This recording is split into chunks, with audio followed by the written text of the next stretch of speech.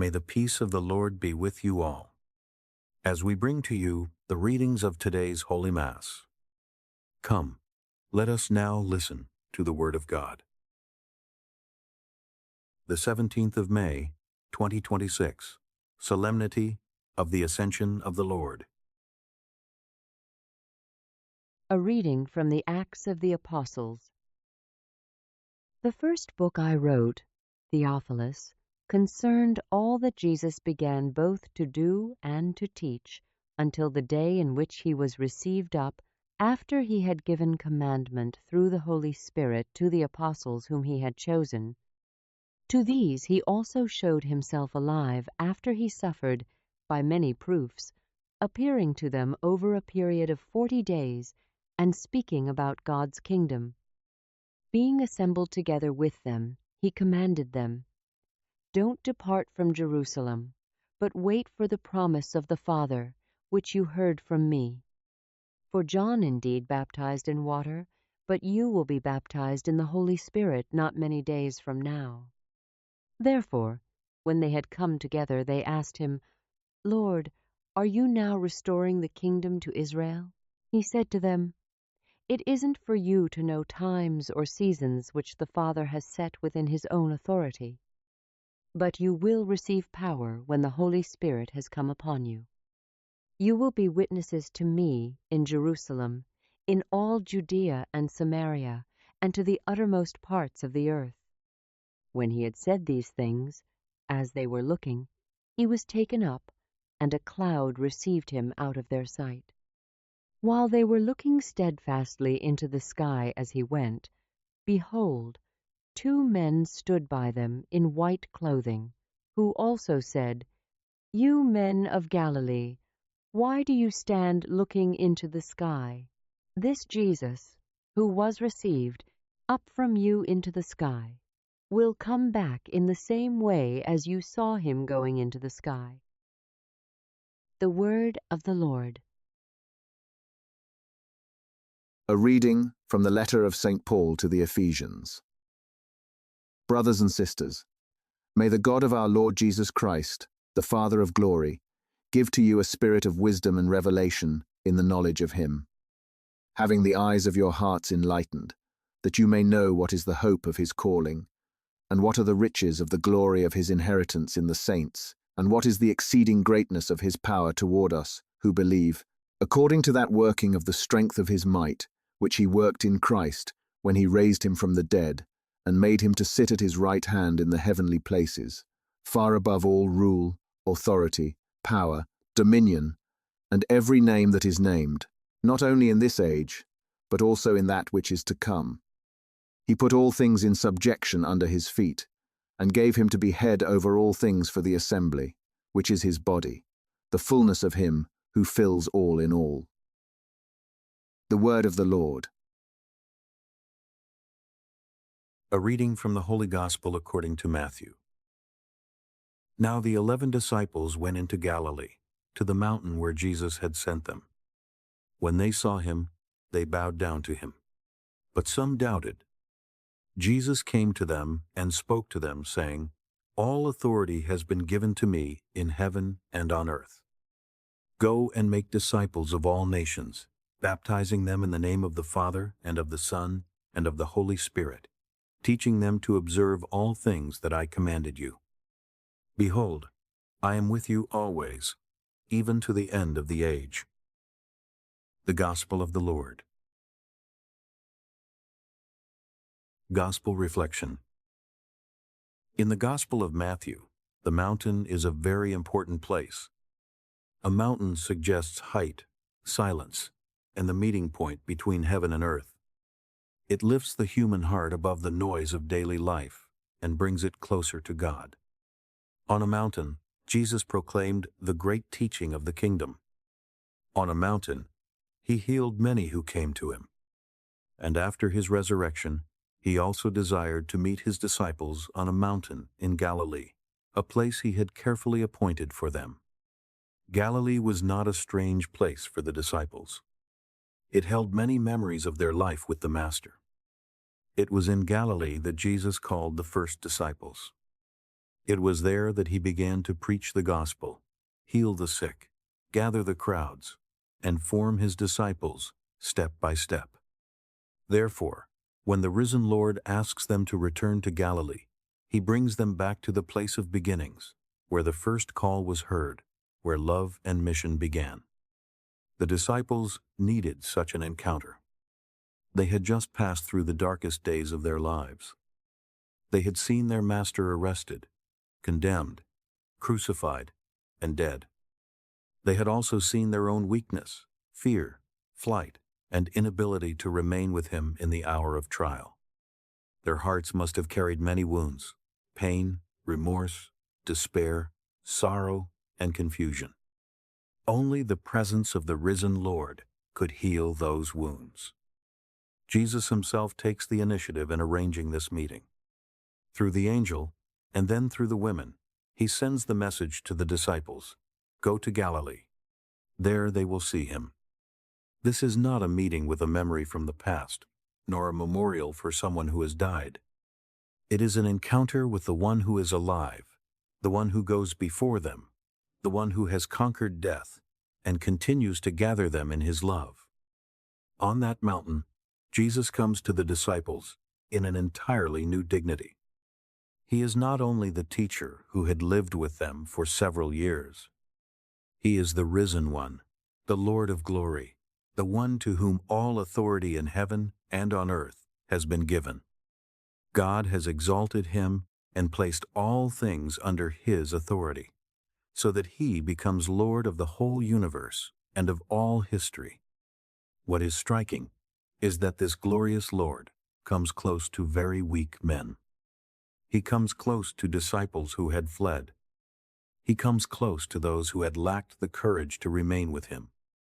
He does not appear in order to accuse, condemn, or reject them.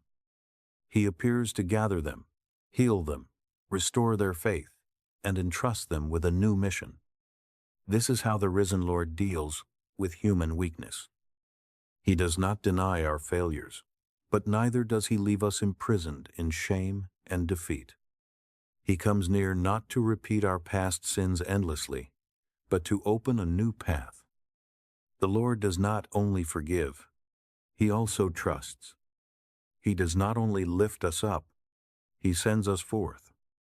Therefore, on the mountain in Galilee, the disciples do not only meet the Master again, they receive a great command: "Go, therefore, and make disciples of all nations." This mission reaches beyond every familiar boundary. Before, the disciples had lived within the smaller world of Israel. Now the risen Lord opens their vision to every people, every land, every human person. The gospel is no longer limited to one region, one language, or one nation. It is entrusted to the church for the whole world. This command reveals the deep desire of Jesus, that all people may become his disciples. To be a disciple is not merely to know certain things about Jesus. It is not simply to carry a religious name. To be a disciple is to follow him, learn from him, walk his path, allow his word to shape one's life, and be ready to share his destiny. The disciple of Jesus does not stand at a distance looking at the Master, but follows him on the road of love, service, humility, and the cross. Jesus also shows the church how to make disciples. First, by baptizing them in the name of the Father, and of the Son, and of the Holy Spirit. Baptism is not merely a rite of entry into a community. It brings a person into the life of the Holy Trinity, making him a child of the Father, united with the Son, and sanctified by the Holy Spirit. Through baptism, the believer belongs not only to a visible institution, but to God himself. Then Jesus commands the disciples to teach others to observe all that he has commanded. This is very important. The church cannot proclaim a Jesus separated from his teaching. Nor can she form disciples only through emotion, enthusiasm, or beautiful words. The disciple must be taught to live what Jesus has commanded.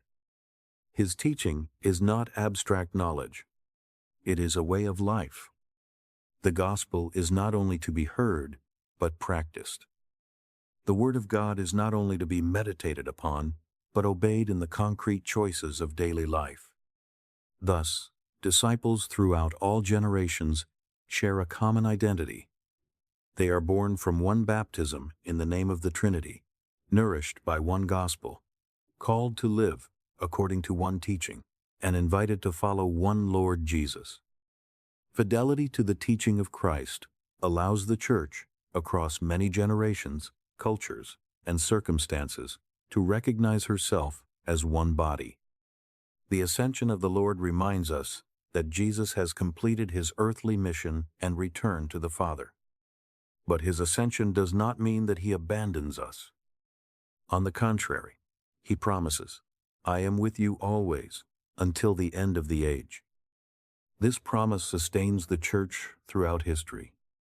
The Lord is no longer visibly present as before, but he remains deeply present in the Church, in his Word, in the sacraments, in the Holy Spirit, and in the mission of evangelization. For this reason, the Christian must not remain standing still, merely looking up at the sky. The disciples themselves were reminded of this. Why do you stand looking up toward heaven? To look toward heaven is necessary, for we have an eternal homeland. But looking toward heaven must not become an escape from the earth. Hope for heaven does not distance us from our earthly responsibilities. Rather, it gives us strength to build this world according to the gospel. The Lord ascends into heaven, but he leaves us with a clear command: go. Go to all peoples. Go to those who do not yet know the Lord. Go to those who suffer, who are lost, who have lost faith. Go into families, societies, cultures, workplaces, schools, and every place where the gospel must be present. Evangelization is not the work of a few specialists. It is the vocation of the whole Church and the responsibility of everyone who has been baptized. Every Christian is called to be a witness. Some witness by preaching. Some witness by faithful family life. Some witness through honesty at work. Some witness through mercy toward the poor. Some witness through patience in illness, forgiveness in conflict, humility in service. Not everyone is sent to distant lands, but everyone has a Galilee of his own, a place where the Lord meets him and sends him forth. That Galilee may be our family, where we are called to love and forgive. It may be our workplace, where we are called to live with integrity and responsibility. It may be our community, where we learn to serve and build communion. It may be the ordinary circumstances of daily life, where others can glimpse something of the gospel through the way we live. Jesus loved this earth. He lived fully our human condition here. He knew the suffering and joy, the tragedy and nobility of human life. Therefore, Christians must not despise this world. We look toward heaven, but we love this earth with responsible love. We await the Lord's return, but we must help prepare the world to receive him through justice, charity, service, and the proclamation of the gospel. The way to heaven is not the way of abandoning the world. The way to heaven is the way of living love in the world, even to the point of giving oneself for others. Jesus ascended into glory after loving to the end on the cross. He shows us that true glory is never separated from self-giving love. If we want to go to the Lord, we must walk his path, the path of service, self-gift, and making the kingdom of God visible in life today. Therefore, when we look toward our eternal homeland, we do not forget our responsibilities on earth. On the contrary, heaven helps us live better on earth. Eternal hope keeps us from discouragement in the burdens of life. And the beauty of the world, when received in faith, does not prevent us from walking toward God, but becomes a sign that points us to the one who is the source of all beauty. Today, Let us ask the risen Lord to help the Church go forth according to his command. May he heal the fears and failures within us, as he healed the disciples in Galilee. May he make us disciples who live what we believe, proclaim what we live, and allow the kingdom of heaven to become visible through the concrete actions of daily life. Let us pray. Lord Jesus, you loved this earth and lived fully our human condition. You knew our suffering and joy, our weakness and dignity, the limits and the beauty of human life. Teach us the way to heaven by teaching us to love in the midst of this world. Do not let our hope for the eternal homeland make us forget our responsibility for the world today. When we lift our eyes to you, give us strength to build this earth in justice, love, and service. Lord Jesus, seated at the right hand of the Father, do not let the burdens of this life make us forget heaven, nor let the beauties of this world hold us back from you. May our daily life become a quiet sign of the kingdom of heaven already drawing near. Amen. We are deeply grateful for your prayers, for sharing our videos with others, and for the support you have generously offered to this mission. We also extend our heartfelt thanks to all who have so kindly shared the blessings they have received. If today's reflection has touched your heart, we warmly invite you to share this video with your loved ones, especially with those who may be in need of hearing the Word of God today. Please do not forget to like this video and to subscribe to Verbum Dei Catholic Bible if you have not yet done so. Thank you, and may God graciously bless us all.